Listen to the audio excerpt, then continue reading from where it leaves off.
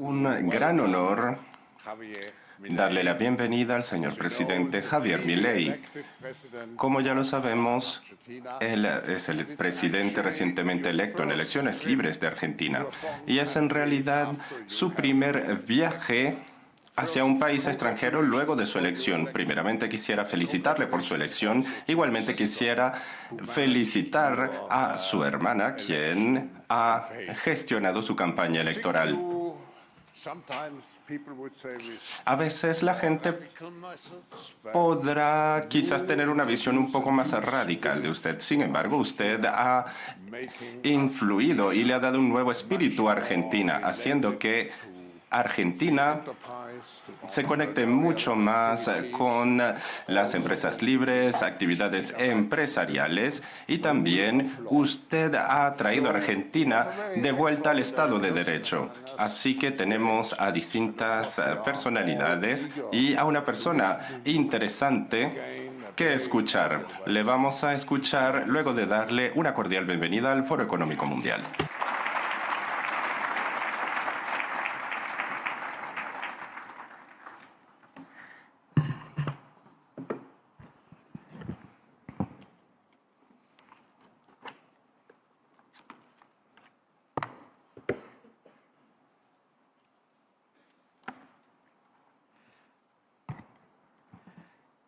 Buenas tardes. Muchas gracias. Hoy estoy acá para decirles que Occidente está en peligro. Está en peligro porque aquellos que supuestamente deben defender los valores de Occidente se encuentran cooptados por una visión del mundo que inexorablemente conduce al socialismo y, en consecuencia, a la pobreza. Lamentablemente, en las últimas décadas, motivados por algunos deseos bien pensantes de querer ayudar al prójimo y otros por el deseo de pertenecer a una casta privilegiada, los principales líderes del mundo occidental han abandonado el modelo de la libertad por distintas versiones de lo que llamamos colectivismo. Nosotros estamos acá para decirles que los experimentos colectivistas nunca son la solución a los problemas que aquejan a los ciudadanos del mundo, sino que, por el contrario, son su causa. Créanme, nadie mejor que nosotros los argentinos para dar testimonios de estas dos cuestiones. Cuando adoptamos el modelo de la libertad, allá por el año 1860, en 35 años nos convertimos en la primer potencia mundial, mientras que cuando abrazamos el colectivismo, a lo largo de los últimos 100 años, vimos cómo nuestros ciudadanos comenzaron a empobrecerse sistemáticamente hasta caer en el puesto número 140 del mundo. Pero antes de poder dar esta discusión, sería importante que primero viéramos los datos que sustentan por qué el capitalismo de libre empresa no solo es un sistema posible para terminar con la pobreza del mundo, sino que es el único sistema moralmente deseable para lograrlo. Si consideramos la historia del progreso económico, podemos ver cómo desde el año 0 hasta el año 1800 aproximadamente, el PBI per cápita del mundo prácticamente se mantuvo constante durante todo el periodo de referencia.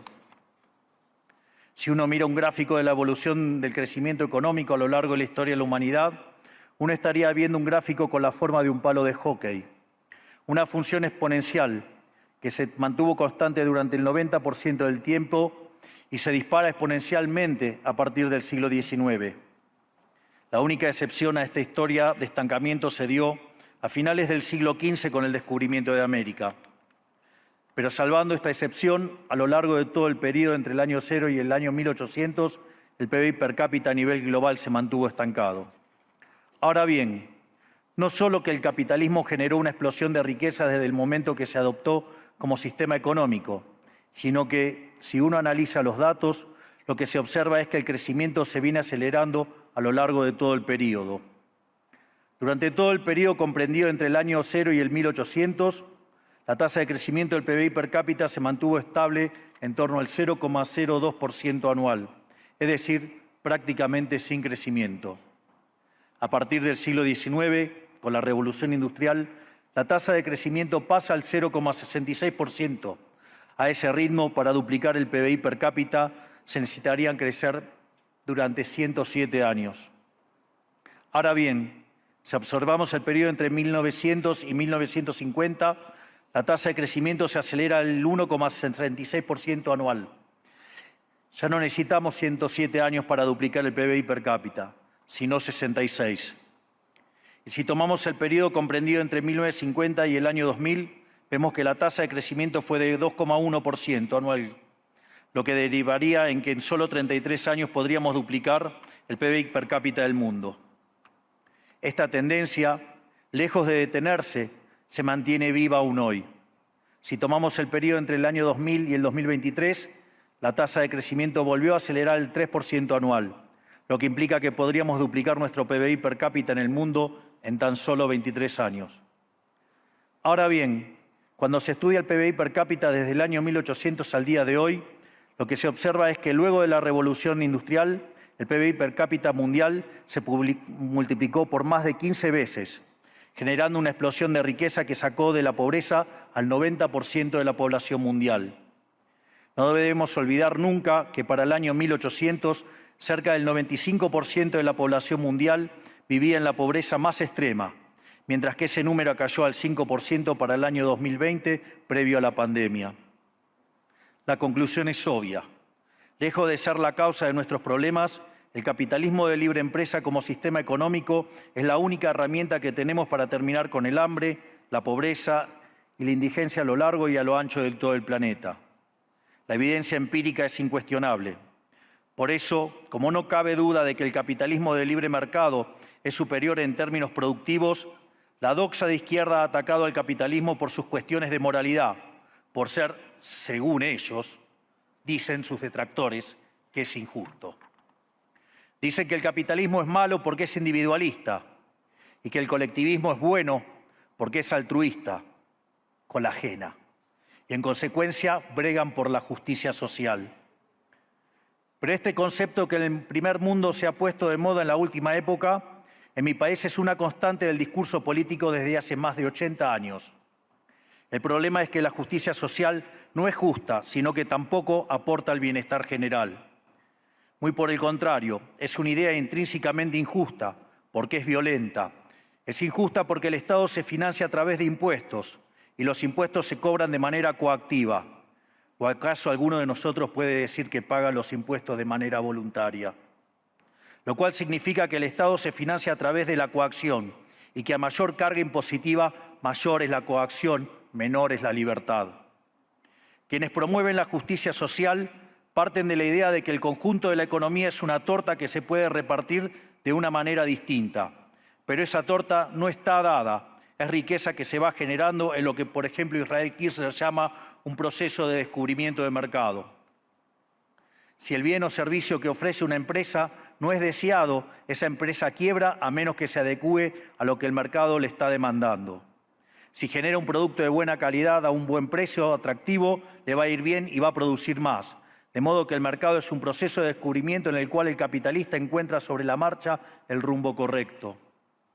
Pero si el Estado castiga al capitalista por tener éxito y lo bloquea en este proceso de descubrimiento, destruye sus incentivos y las consecuencias de ello es que va a producir menos y la torta será más chica, generando perjuicio para el conjunto de la sociedad.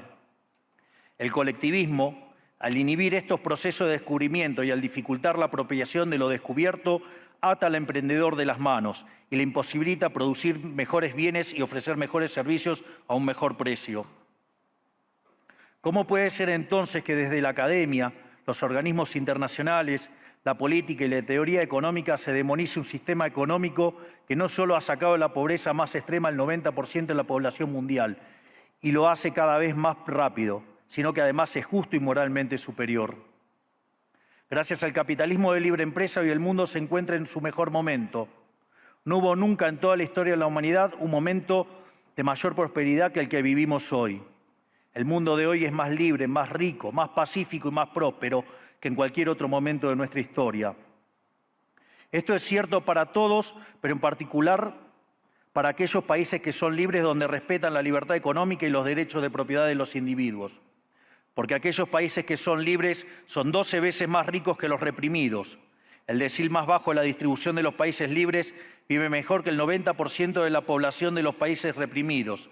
tiene 25 veces menos cantidad de pobres en el formato estándar y 50 veces menos en el formato extremo. Y por si eso fuera poco, los ciudadanos de los países libres viven un 25% más que los ciudadanos de los países reprimidos. Ahora bien, para entender qué venimos a defender es importante definir de a qué hablamos nosotros cuando hablamos de libertarismo.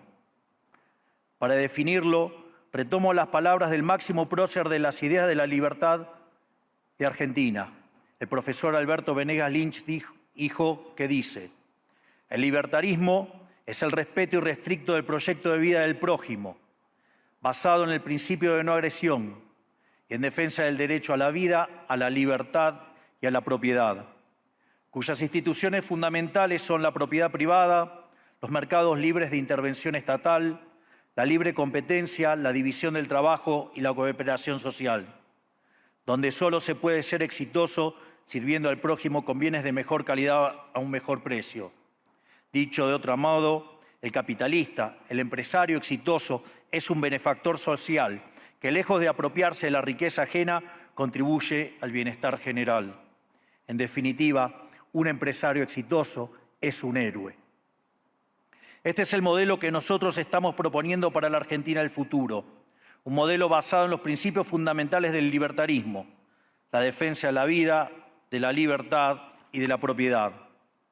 Ahora bien, si el capitalismo de libre empresa y la libertad económica han sido herramientas extraordinarias para terminar con la pobreza en el mundo, y nos encontramos hoy en el mejor momento de la historia de la humanidad, vale la pena preguntarse ¿por qué digo entonces que Occidente está en peligro?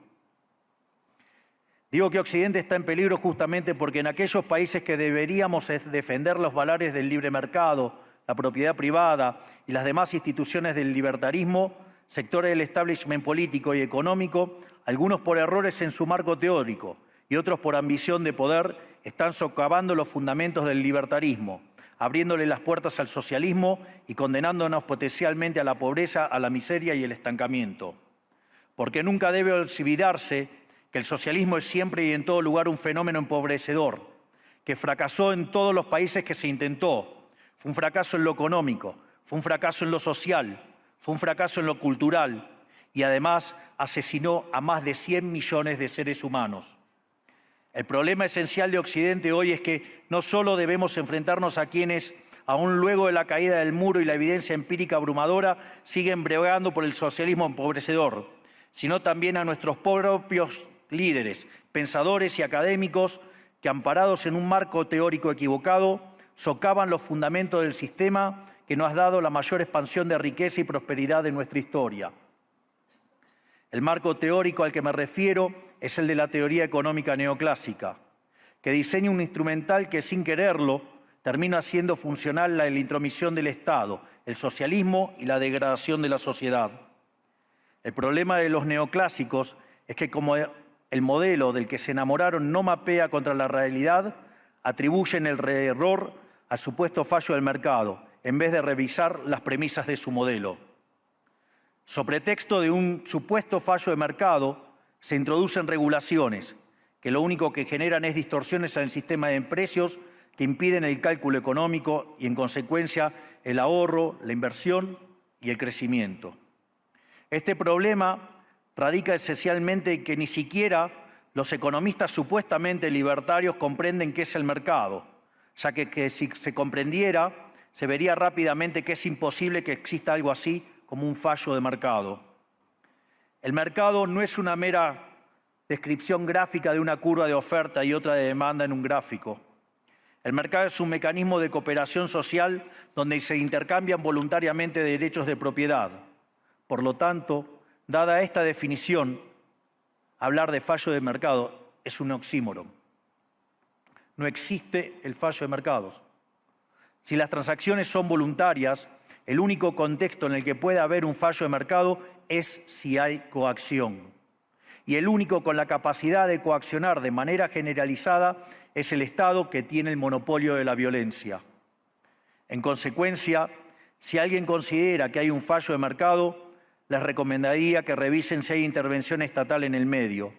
Y si encuentran que no hay intervención estatal en el medio, les sugiero que hagan de nuevo el análisis porque definitivamente está mal Los fallos de mercado no existen. Un ejemplo de los supuestos fallos de mercado que describen los neoclásicos son las estructuras concentradas de la economía. Sin embargo, sin funciones que presenten rendimientos crecientes a escala, cuya contrapartida son las estructuras concentradas de la economía, no podríamos explicar el crecimiento económico desde el año 1800 hasta hoy. Fíjense qué interesante. Desde el año 1800 en adelante, con la población multiplicándose más de 8 o 9 veces, el Producto Per cápita creció más de 15 veces. Es decir, existen rendimientos crecientes. Eso llevó la pobreza extrema del 95% al 5%. Sin embargo, esas presencias de rendimientos crecientes implican estructuras concentradas, lo que se llamaría, por ejemplo, un monopolio. ¿Cómo puede ser que algo que haya generado tanto bienestar para la teoría neoclásica, eso es un fallo de mercado? Economistas neoclásicos, salgan de la caja. Cuando el modelo falla, no hay que enojarse con la realidad, hay que enojarse con el modelo y cambiarlo. El dilema que enfrenta el modelo neoclásico es que dicen querer perfeccionar el funcionamiento del mercado atacando lo que ellos consideran fallos, pero al hacerlo no solo abren las puertas del socialismo, sino que atentan contra el crecimiento económico. Ejemplo, regular monopolios, destruirle las ganancias y destrozar los rendimientos crecientes, automáticamente destruiría el crecimiento económico. Dicho de otro modo, cada vez que ustedes quieran hacer una corrección de un supuesto fallo de mercado, inexorablemente, por desconocer lo que es el mercado o por haberse enamorado de un modelo fallido, le están abriendo las puertas al socialismo y están condenando a la gente a la pobreza. Sin embargo, frente a la demostración teórica de que la intervención del Estado es perjudicial y la evidencia empírica de que fracasó porque no podía ser de otra manera, la solución que propondrán los colectivistas no es mayor libertad, sino es que es mayor regulación, generando una espiral descendente de regulaciones hasta que todos seamos más pobres y a la vida de todos nosotros dependa de un burócrata sentado en una oficina de lujo. Dado el estrepitoso fracaso de los modelos colectivistas y los innegables avances del mundo libre, los socialistas se vieron forzados a cambiar su agenda.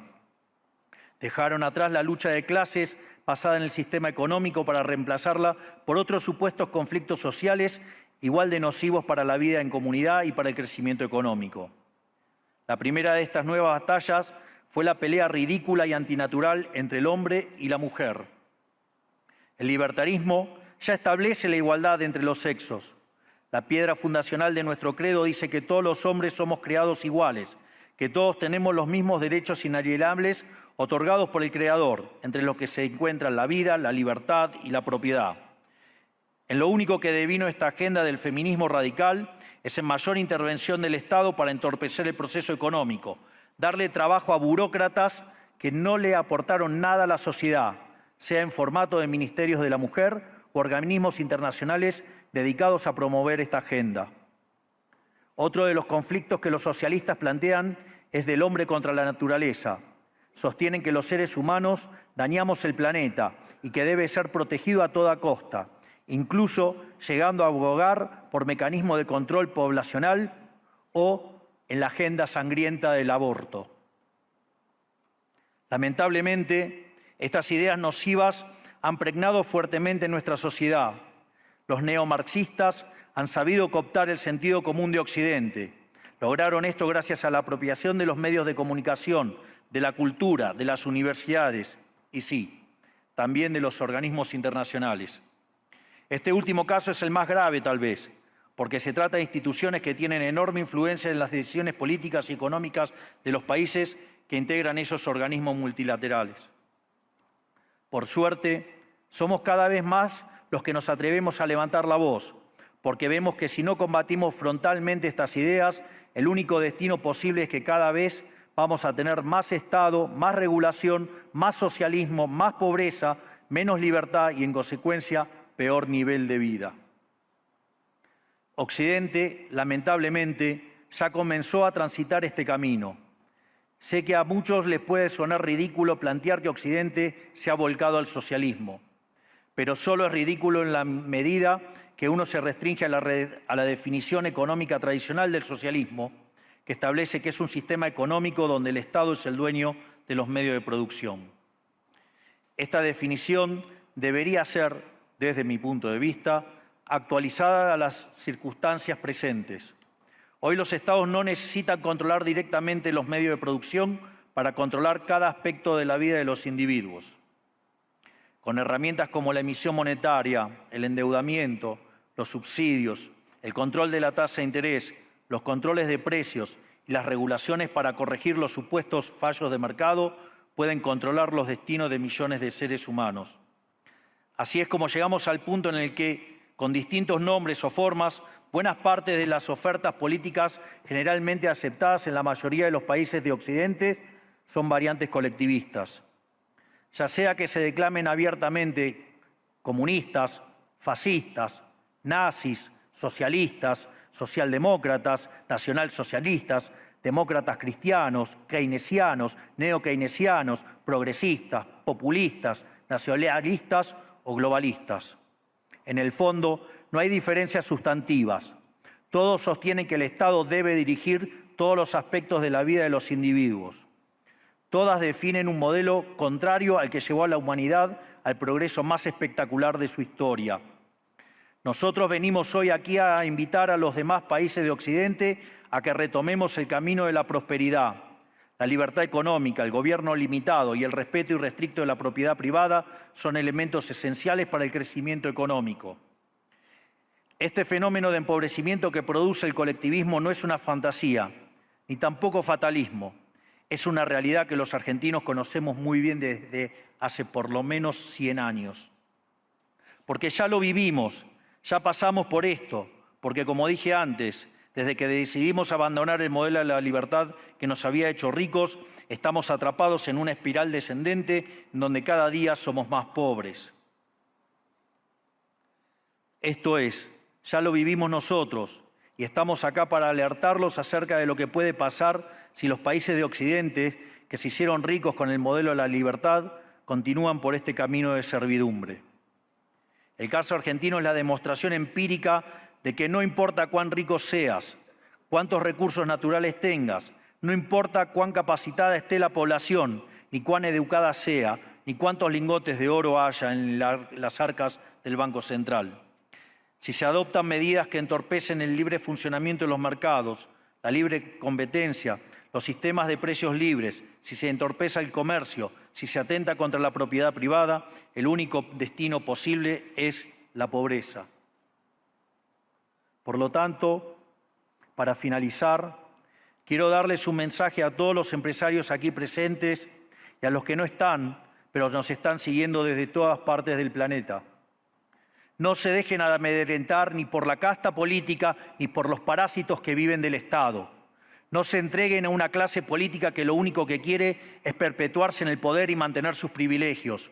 Ustedes son benefactores sociales, ustedes son héroes, ustedes son los creadores del periodo de prosperidad más extraordinario que jamás hayamos vivido. Que nadie les diga que su ambición es inmoral. Si ustedes ganan dinero es porque ofrecen un mejor producto a un mejor precio, contribuyendo de esa manera al bienestar general. No cedan al avance del Estado. El Estado no es la solución. El Estado es el problema mismo. Ustedes son los verdaderos protagonistas de esta historia y sepan que a partir de hoy cuentan con Argentina como un aliado incondicional.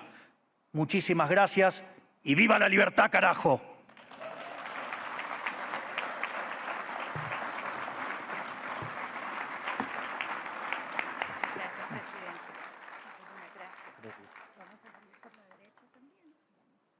Fantástico.